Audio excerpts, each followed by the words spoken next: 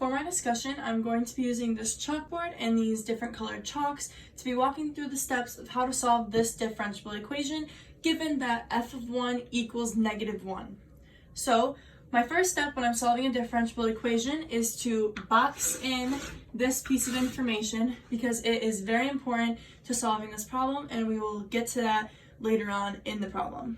So our first step is to get both variables on the same side because you need all the y's on one side and all the x's on the other side in order to continue solving the problem. So to do this, I'm going to start by multiplying by dx on this side as well as this side.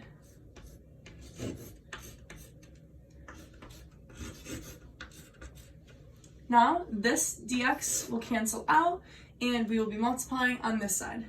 So also, to get the y on this side, I'm going to be multiplying by y on this side as well as this side.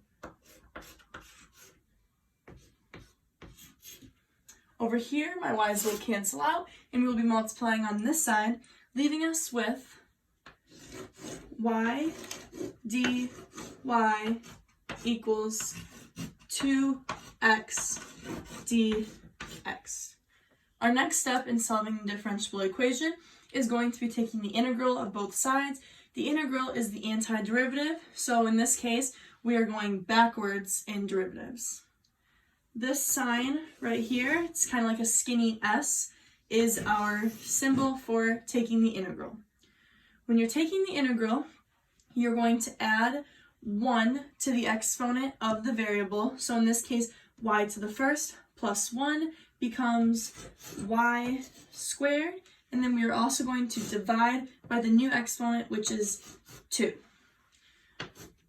Doing the same thing on this side, we are going to add 1 to the exponent, making it 2x squared divided by new exponent 2. In this case, these 2's will end up dividing out and we will be left with only the x squared. However, when taking the integral on the right side, we do need to add this plus c. Now c is a constant value that we are going to be using these numbers to find. So doing that, I am now going to plug in 1 for x and -1 for y. And this is how we will find our c value. Now remember, these divided out, so we can just leave it as x squared plus c. Now in this case, -1 squared is 1 over 2 equals 1 squared is 1 plus c.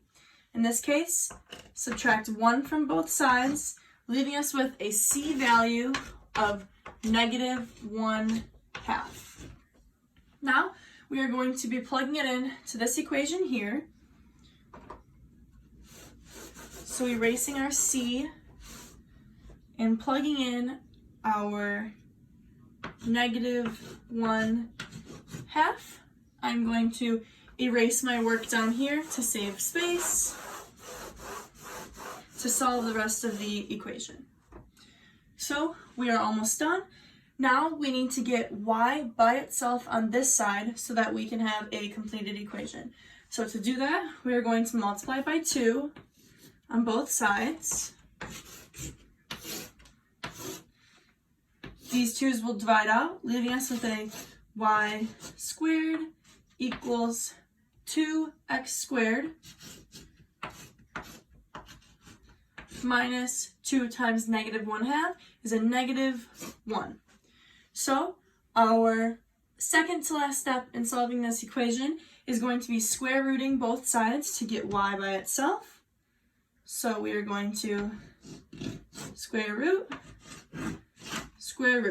leaving us with y equals the square root of 2x squared minus 1.